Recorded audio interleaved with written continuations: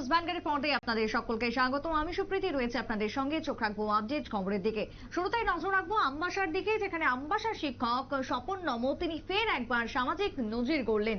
সামাজিক কর্মকাণ্ডের মধ্য দিয়ে তার এই নজির সৃষ্টি, শীত বস্ত্র বিতরণ করলেন গ্রামবাসীদের মধ্যে। আমবাসায় আরডি ব্লকের অন্তর্গত মেচুরিয়া গ্রামের কিছু গ্রামবাসীদের হাতে তুলে দিলেন শীত বস্ত্র স্বপন নম।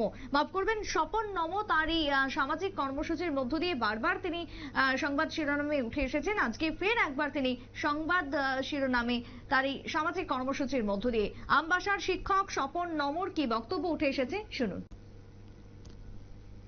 পরে কিছু আমার ধারণা নেই,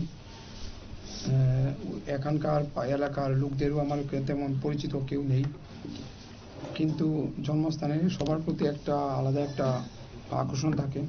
সেই আকর্ষণে আজ এই এলাকাতে ছুটে আসা এবং তাদের সঙ্গে মত বিনিময়, তাদের স্বাস্থ্য সম্পর্কে কিছু বোঝাপড়া, পাশাপাশি তাদের সুখ শান্তি বা দুঃখ বা তাদের অবস্থা কিছু পরিলক্ষণ করলাম।